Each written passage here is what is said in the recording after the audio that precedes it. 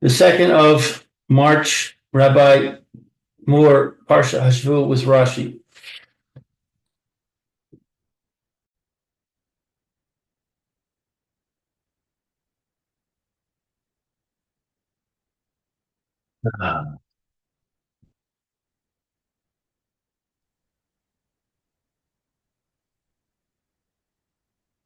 Okay. How are you, Lou? Baruch Hashem, Rabbi, how are you?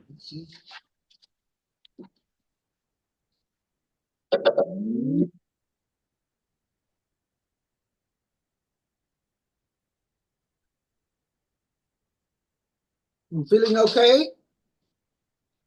Yeah, thank God. How are you? You just look so wrapped up. It's a little cold in here. Okay.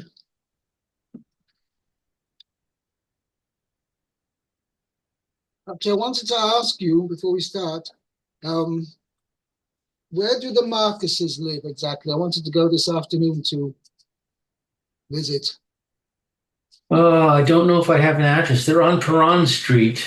Um, Around or on Levi Eshkol? Peron. I got No, well, a wait message. a second. No, wait a second. The back entrance is on Peron. The front entrance is probably on Levi Esco. Yeah.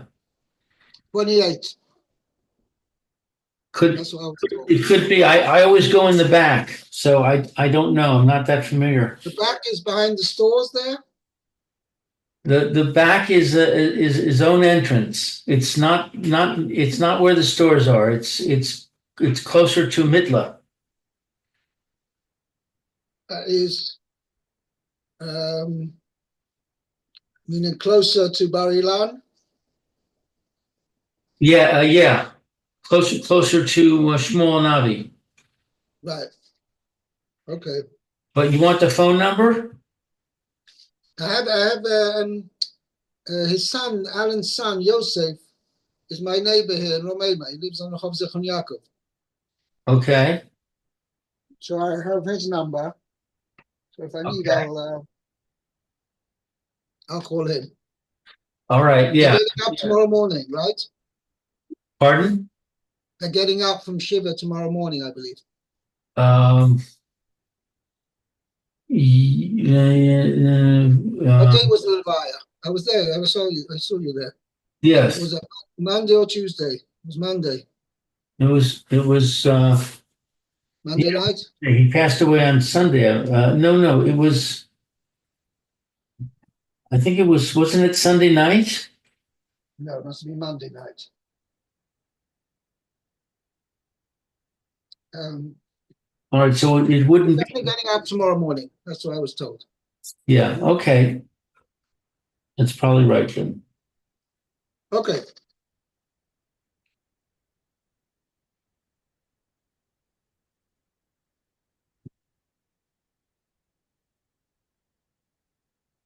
Okay, let's go. Pasuk, new Parsha, Vatot Tetzavah. Tetzaveh. V'ata tetzaveh es b'nei Yisrael vayikchu elecha shemen zayis zav Zach. zach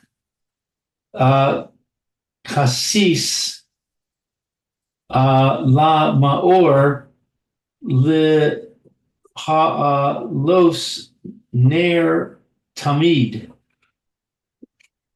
and you will command the children of Israel that they shall take for you uh, pure olive oil,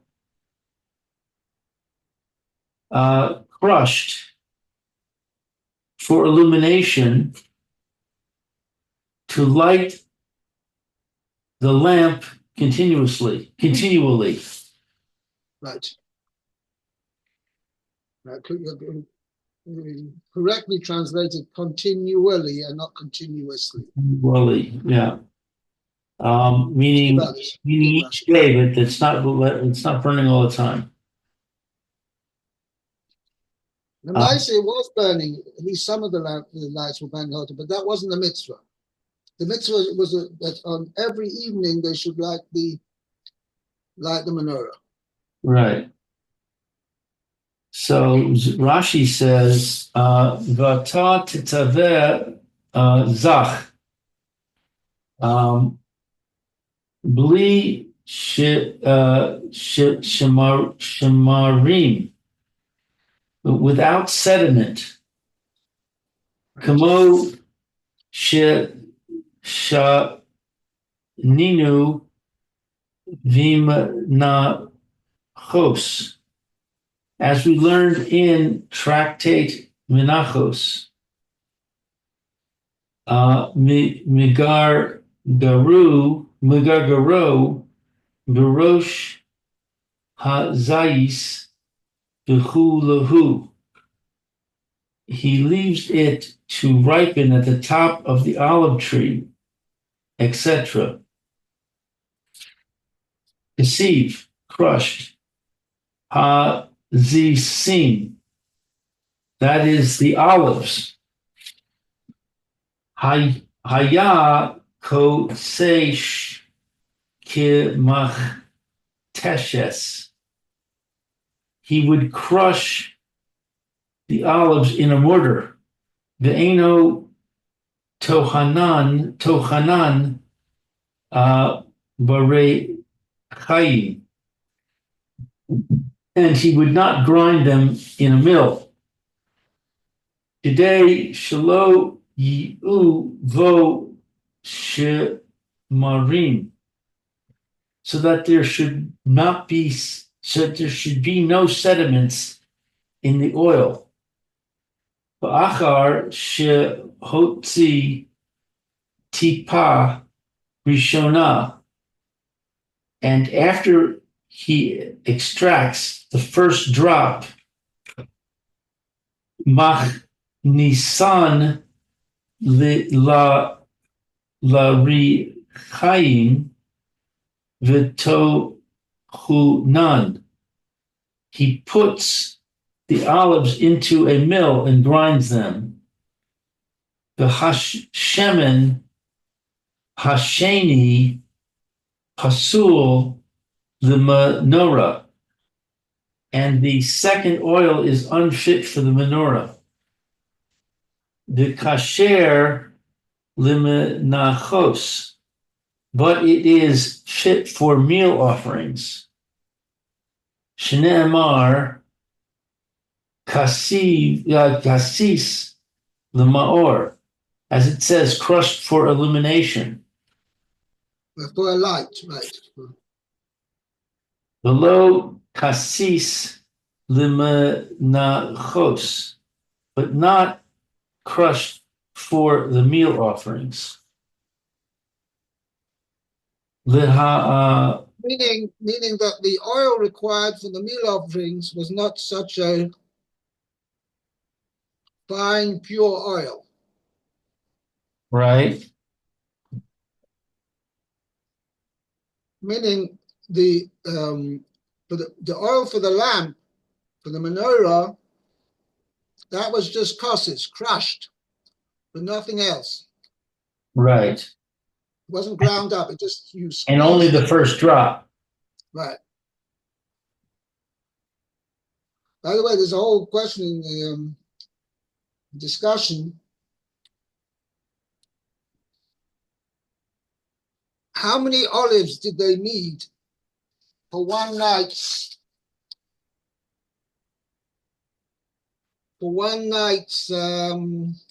oil? Well, it was a lug. It was a lug per cup. No, chetzi lug, Rashi says. Chetzi lug. Okay. And a lug is, I think, around a quart. Something like that.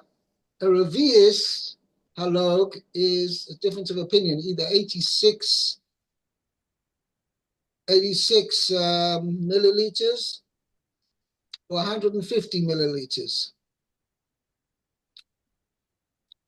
And that's a quarter of a lug? That's a quarter. So double that, and that was the chayra for each lamp. You have to multiply it by 7. How many drops in a milliliter? How many drops in a milliliter? I don't know. Let's say 1. Let's say every drop is a milliliter. You can maybe also, if we take that, that means we needed 350. No, what I'm talking about. We said each drop You is said 86. Yeah, either 86 or 150. Let's take the thing, 150. Multiply that's for a quarter of a log. A half a log is 300 milliliters. So it's 300 drops. And that was for each lamp. That means for each night you needed 2,100 olives.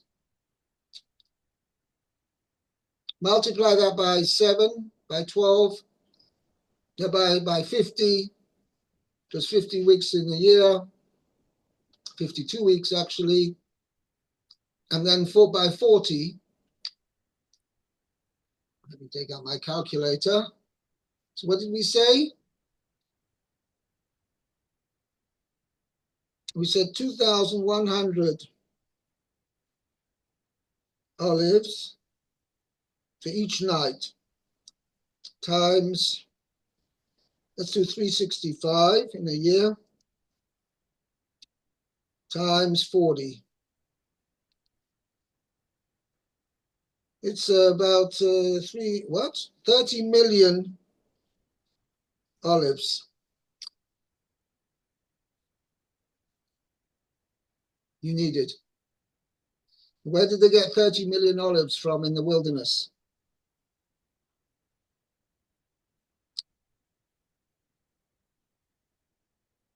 Anyway,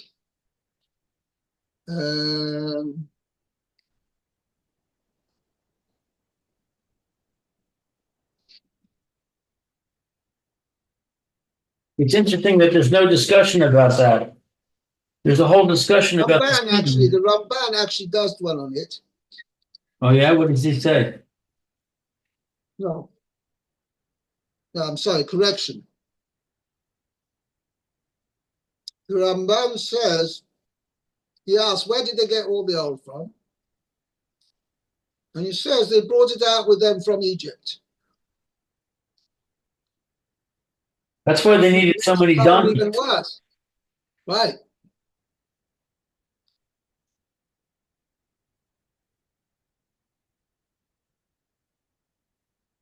And I guess it's a miracle that the olives stayed fresh for 40 years. Right, according to that.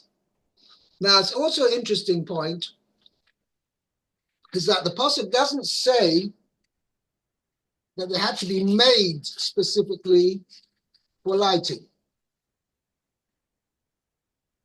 The obligation to the Bnei Yisrael was v'yikhu elecha. They shall take for you. You know, they could have gone to the Goyim and they had them make it. It didn't have to be made specially for the menorah. They could get ready-made oil as long as it's been made in the proper manner.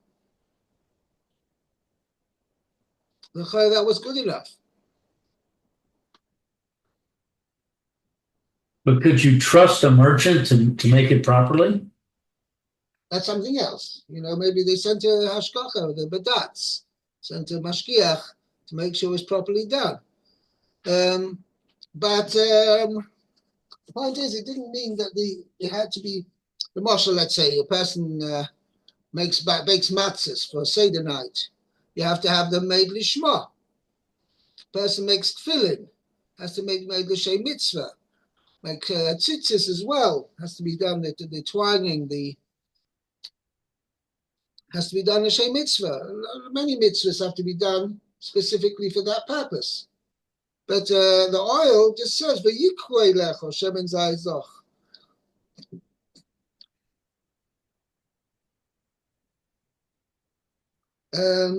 That's what it sounds like. But I mean, it could be technically, you know, an 18-wheeler pulled up. Could be what? How many wheels do they have? You know, these big trucks? I'm just joking, but I'm saying they could have acquired them from merchants who were going by. They could have had a An delivery. 18 wheeler. Yeah, right. Don't know. I don't think that's really plausible though, because those merchants that were going by, when did they communicate with them and instruct them how to prepare it, and how could they trust them?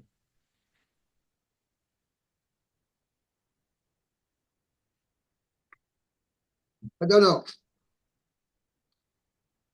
I mean, Rashi says in last week's Parsha that where did they get the cedar wood from? Yaakov Avinu especially brought it down to Egypt, and he planted the trees there in Egypt. And afterwards, they took it out with them. But Rashi doesn't make any discussion about the oil. Right, that's what I was saying. That's surprising to me. And what about wine? They needed for the carbon tomid, right, had to have wine poured, the nesachim, poured offerings, the libations, whatever you call it. Where did they get the wine from? No grapes growing in the desert. Was there already the gezerah about non-Jewish wine? It was not that till that was not instituted till the story with Bilam and the daughters of Moab. Okay, so they could have gotten the wine from Egypt Maybe. when they went on that and they got all the valuables from their neighbors. They could have gotten wine too.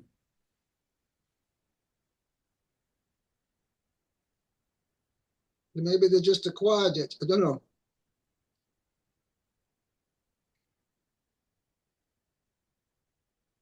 Okay, let's continue. Okay, let's see. Los Ner Tamid. Madlik. He would kindle.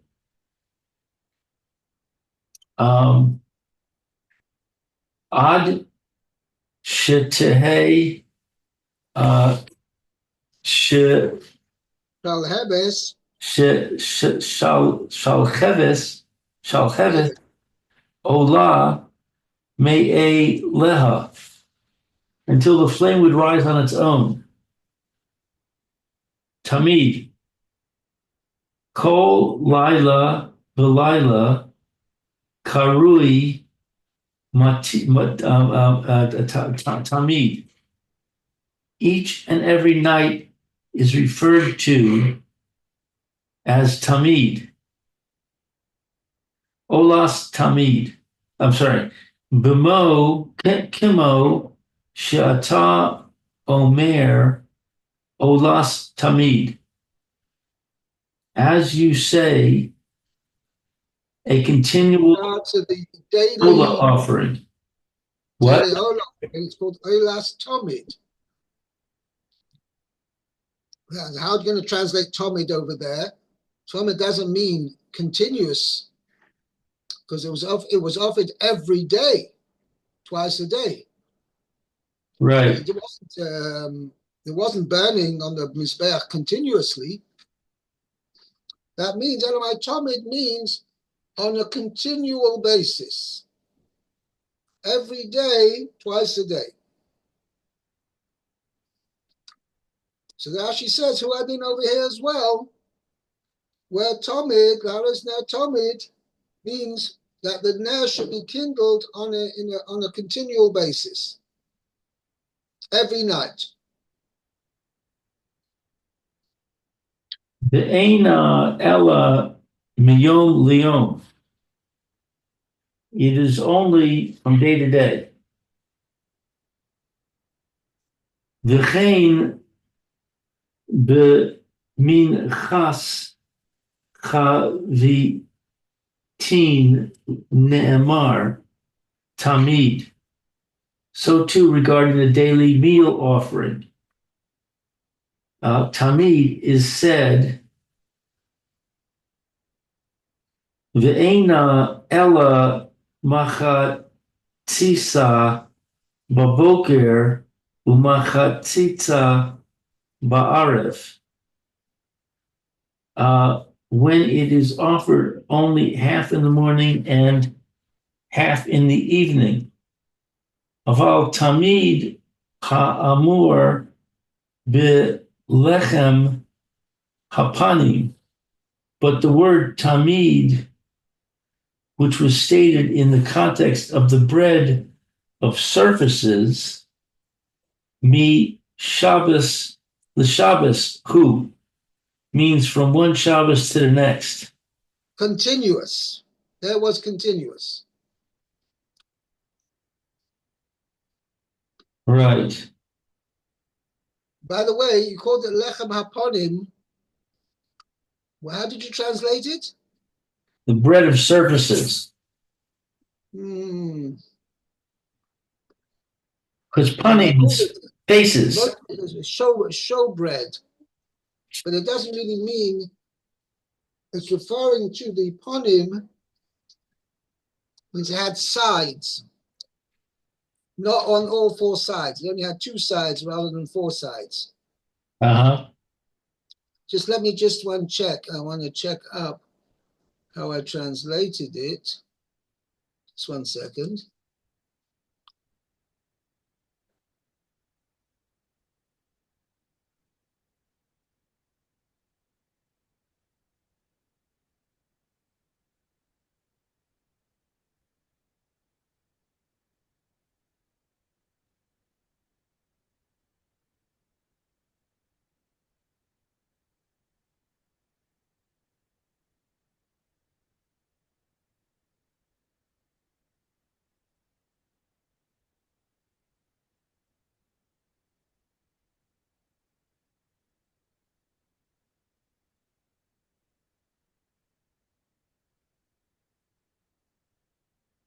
Just 1 second.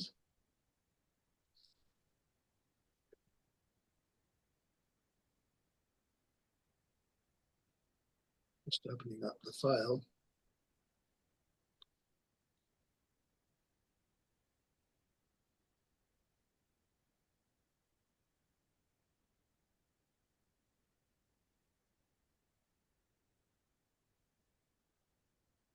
And the showbread. I translated the showbread.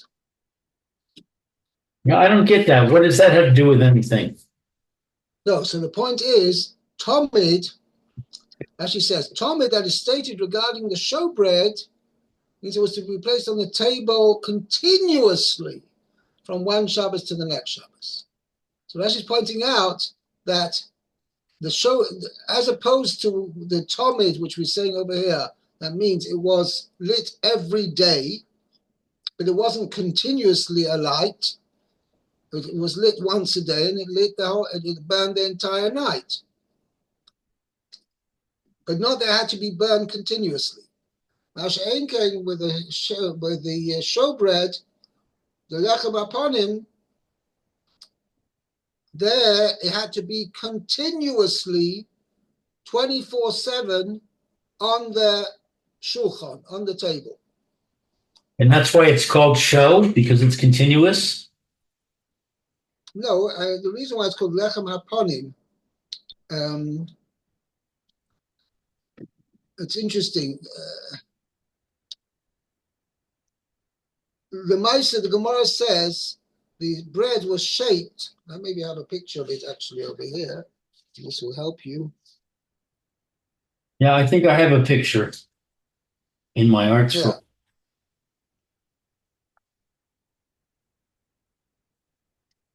Here we go.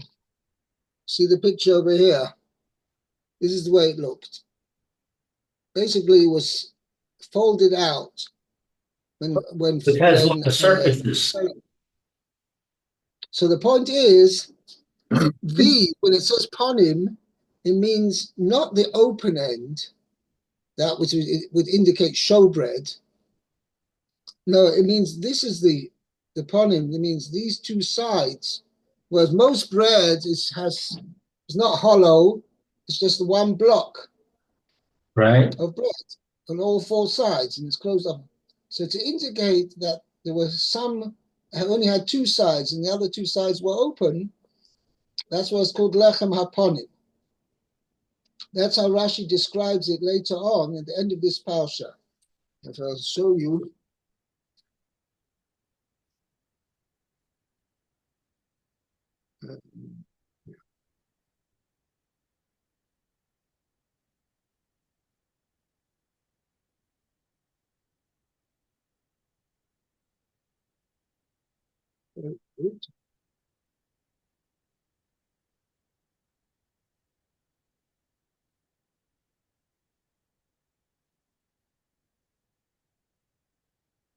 No, here. Maybe it was in last week's parsha we had to do it.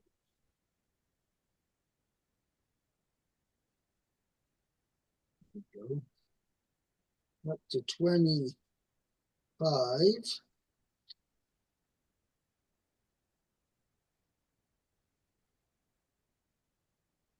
Lechem ponim lefonai tomid. It said in Pasuk 29 here.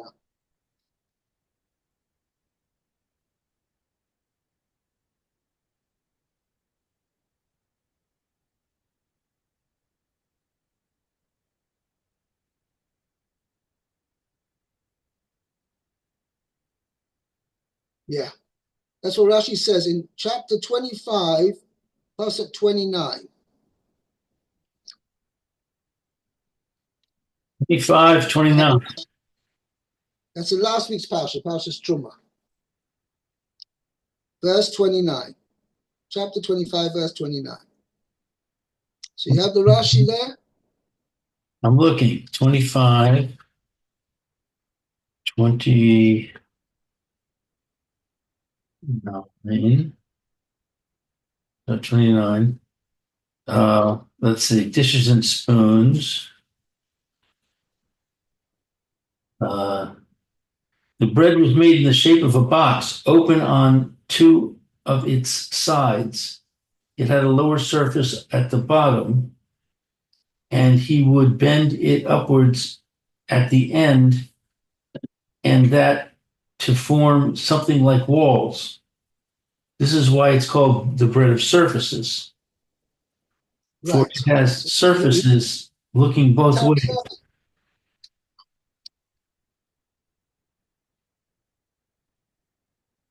Let me see how I translate it. 1 second.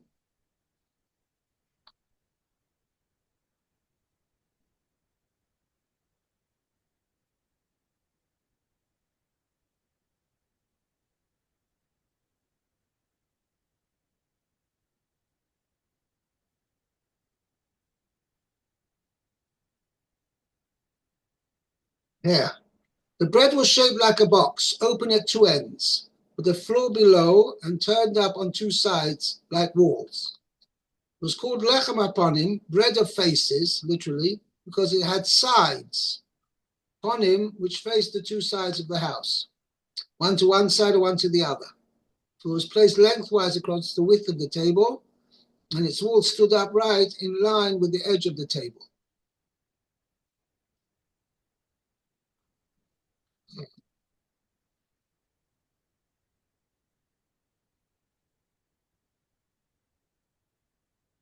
Okay.